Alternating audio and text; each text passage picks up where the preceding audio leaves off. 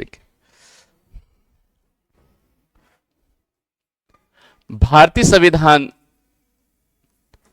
संविधान की पृष्ठभूमि, ऐतिहासिक पृष्ठभूमि,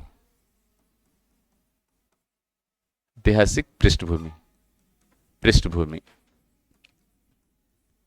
या इसी को जो है भारतीय संविधान का संवैधानिक विकास कहा जाता है। संवैधानिक विकास। चलिए आइए हम समझते हैं भारतीय संविधान का संवैधानिक विकास।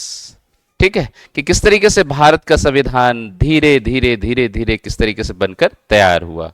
ठीक है, चलिए आइए पढ़ते हैं। सबसे पहले हम लोग देखते हैं 1757 में, 1757 में प्लासी का युद्ध हुआ। प्लासी का युद्ध, प्लासी का युद्ध, जिसमें जो रॉबर्ट क्लाइव है, रॉबर्ट क्लाइव और सिराजुद्दौला के मध्य युद्ध हुआ और बंगाल क्षेत्र जो है हम हार गए। ठीक है, भारतीय शासकों की जो है बुरी तरीके से हार होती है और अंग्रेजों का जो वर्चस्व है धीरे धीरे भारत में स्थापित हुआ। और निर्णायक युद्ध तो तब जीत गए ये 1764 का जो बक्सर का युद्ध है, बक्सर का युद्ध, ये जो बक्सर का युद्ध में जो है निर्णायक तरीके से अंग्रेज के द्वारा जो है भारत को जीत लिया जाता है। और बक्सर के युद्ध के परिणाम स्वरूप ही जो बंगाल क्षेत्र है, इस बंगाल क्षेत्र में ईस्ट इंडिया कंपनी को दीवानी अधिकार, दीवानी एवं जो राजस्व अधिकार मिल जाते हैं, साथ ही साथ बंगाल क्षेत्र में व्यापार का अधिकार इनको दे दिया जाता है। ठीक है, और कारण था बक्सर का युद्ध में भारतीय शासकों का निर्णायक युद्ध में पराजित हो जाना, बुरी तरीके से हार जाने के कारण। ठीक है, और इसी सिलसिले में इलाहाबाद की संधि होती है, इलाहाबाद की संधि, और इलाहाबाद की संधि के द्वारा ही जो है ये 1765 में इलाहाबाद की संधि होती है शाह आलम द्वितीय एवं ईस्ट इंडिया कंपनी के जो गवर्नर हैं उनके द्वारा। ठीक है, और इसी के दौरान ही जो है क्या होगी, इनको बंगाल, बिहार और उड़ीसा, तीन जो प्रांतों की दीवानी और राजस्व अधिकार दे दिए जाते हैं। ये लिख लेंगे आप लोग, बिहार राज्य, बिहार, अवध एवं बंगाल, बंगाल राज्य की दीवानी एवं राजस्व कर वसूली करने का अधिकार ईस्ट इंडिया कंपनी को दे दी गई। ठीक है, 1765 में इलाहाबाद की संधि के द्वारा। और इस इलाहाबाद की संधि के बाद जो है क्या होगी, भारत क्षेत्र पे अंग्रेजों का वर्चस्व कायम हो गई। लेकिन ये व्यापार करने के लिए भारत में आए हुए थे, लेकिन धीरे धीरे धीरे इनका जो उद्देश्य था ये प्रशासनिक कार्यों की ओर अग्रसर हो गया, प्रशासनिक कार्यों की ओर। लेकिन ये जो है क्या होगी, ईस्ट इंडिया कंपनी भारत व्यापार करने के लिए आई थी और इनका जो मुख्यालय था वो कलकत्ता या जो बंगाल था, ठीक है, बंगाल क्षेत्र में था। धीरे धीरे धीरे धीरे जो है क्या होगी, अत्यधिक मुनाफा कमाने लगी कंपनी। लेकिन जो कंपनी के अधिकारी कर्मचारी थे ये भ्रष्टाचार क्या थे, अत्यधिक भ्रष्टाचार करने लगे। ठीक है, अपना जेब भरने लगे और कंपनी जो है बंद पड़ गई, कंपनी बंद पड़ गई। और फिर क्या होगा भाई, ईस्ट इंडिया कंपनी जो है ब्रिटिश की जो सरकार है इनसे मदद मांगती है कि हमारी जो कंपनी है बंद हो गई है, क्यों ना इनकी हमें जो है क्या करें, इनको चलाने के लिए, इनको रेगुलेट करने के लिए मदद करिए। और 1773 में जो ब्रिटिश सरकार है वो पहली बार भारत के लिए एक कानून बनाती है, ईस्ट इंडिया कंपनी को रेगुलेट करने के लिए एक रेगुलेटिव एक्ट बनाती है। ठीक है ना, ये जो है पहला लिखित कानून था भारत के लिए, पहला लिखित कानून 1773 में। इसे ही जो है क्या कहा जाता है, रेगुलेटिव एक्ट कहा जाता है, और पहला लिखित संविधान थी। ठीक है, पहला लिखित संविधान। आगे बढ़े हम लोग नेक्स्ट। और यहीं से जो है क्या होगी कि भारत में जो है, भारत की जो संविधान का संवैधानिक क्या रहा, विकास, विकास के जो चरण है वो क्रमगत तरीके से किस तरीके से हुआ ये हम समझते हैं। ठीक है, भारतीय संविधान संविधान की विकास विकास ये भारतीय संविधान का संवैधानिक विकास, ठीक है, या ऐतिहासिक पृष्ठभूमि कह सकते हैं हम। ठीक है, इसके अंतर्गत जो है दो प्रकार की शासन व्यवस्था जो है भारत में क्या हुई, लागू हुई या शासन करी। एक शासन थी ईस्ट इंडिया कंपनी का शासन। ईस्ट इंडिया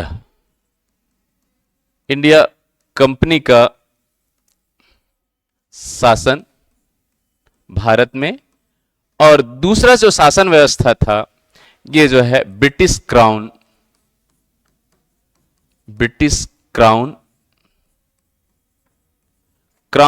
आब्लिक इसको संसद भी कह सकते हैं आप, संसद का भारत में प्रत्यक्ष शासन। ठीक है, ये ईस्ट इंडिया 1773 से रेगुलेटिव एक्ट से लेकर 1857 की क्रांति होती है, और ईस्ट इंडिया कंपनी की जो है पूरी विश्व में आलोचना होती है। ठीक है ना, 1857 की क्रांति के बाद, और इसीलिए जो है ईस्ट इंडिया कंपनी के शासन को समाप्त कर दी जाती है ब्रिटिश गवर्नमेंट के द्वारा, और भारत में जो है प्रत्यक्ष ब्रिटिश क्राउन का शासन स्थापित हो जाता है। ठीक है, तो यहां पे याद रखेंगे 1773 से 1858 तक जो है ईस्ट इंडिया कंपनी का शासन स्थापित रहा भारत में, और 1858 से 1947 तक भारत पे जो ब्रिटिश क्राउन है, ब्रिटिश संसद का प्रत्यक्ष शासन व्यवस्था स्थापित हुई, और भारतीय शासन अधिनियम 1947 के द्वारा जो है ये ब्रिटिश सरकार के द्वारा अंतिम जो एक्ट लाई गई थी, इसी के द्वारा जो है भारत क्या हुआ, आजाद हुआ। ठीक है, तो 1773 से लेकर 1947 तक, ठीक है, भारत के संविधान का विकास के चरण या संवैधानिक इतिहास किस तरीके से रहा ये हम समझते हैं। पहला एक्ट आई थी 1773 में, जिसको हम किस नाम जानते हैं, रेगुलेटिंग एक्ट। 1773 में रेगुलेटिव एक्ट आई, ये पहला लिखित संविधान था। दूसरा 1781 जिसको सेटलमेंट एक्ट कहा जाता है, सेटलमेंट एक्ट 1781 सेटलमेंट एक्ट। दूसरी एक्ट 1784 जिसको पिट्स इंडिया एक्ट कहा जाता है, पिट्स इंडिया एक्ट। ठीक, चौथा 93 जिसको चार्टर एक्ट कहा जाता है, क्योंकि ये चार्ट फॉर्म में आया था इसीलिए इसे चार्टर एक्ट के नाम से जाना जाता है 1793 में। नेक्स्ट एक्ट आई 1813 में, ये चार्टर एक्ट द्वितीय था। इसे जो है अंग्रेजों का मैग्ना कार्टा के नाम से भी जाना जाता है, चार्टर एक्ट 1813। छठवा है 1833 चार्टर एक्ट। नेक्स्ट एक्ट होगी अंतिम चार्टर एक्ट के नाम से जाना जाता है 1853 में, 1853 अंतिम चार्टर एक्ट। इधर देखेंगे तो इस तरीके से ये अंतिम चार्टर एक्ट 1853 में आई, और ये अंतिम जो है ईस्ट इंडिया कंपनी के द्वारा जो है क्या की गई, यहां तक जो है चार्टर एक्ट थी, अंतिम चार्टर एक्ट था। इसके बाद ईस्ट इंडिया कंपनी का जो शासन है वो समाप्त कर दी जाती है, और ब्रिटिश सरकार या ब्रिटिश पार्लियामेंट का भारत पे सीधा सीधा प्रत्यक्ष शासन व्यवस्था लागू हो जाती है 1858 के बाद। ठीक है, और पहला जो अधिनियम लाई जाती है जिसे भारतीय शासन अधिनियम, भारतीय शासन अधिनियम, शासन अधिनियम 1858 कहा जाता है। नेक्स्ट भारतीय परिषद अधिनियम परिषद अधिनियम 1861। नेक्स्ट होगी भारतीय परिषद अधिनियम, भारतीय परिषद अधिनियम 1892। नेक्स्ट चौथा, भारतीय परिषद अधिनियम 1909, जिसको जो है मार्ले मिंटो कहा जाता है, मार्ले मिंटो सुधार, मिंटो सुधार। नेक्स्ट, भारतीय शासन अधिनियम,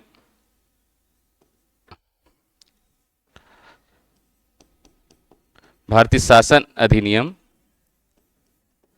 1919, जिसको चेम्सफोर्ड सुधार कहा जाता है, चेम्सफोर्ड सुधार। ठीक है। छठवां, भारतीय शासन अधिनियम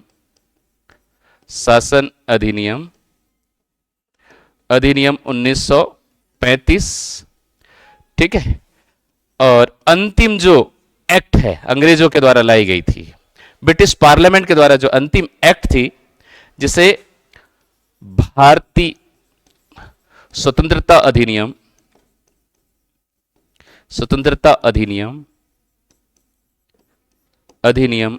1947। और 1947 जिसको माउंटबेटन योजना के नाम से भी जाना जाता है, और इसी के द्वारा जो है क्या की जाएगी, ठीक है, भारत में अंग्रेजों के द्वारा लाई गई अंतिम जो है क्या है एक्ट थी, जो ब्रिटिश पार्लियामेंट के द्वारा पास हुई थी, और इसी के द्वारा जो है हमें आजादी मिल जाती है।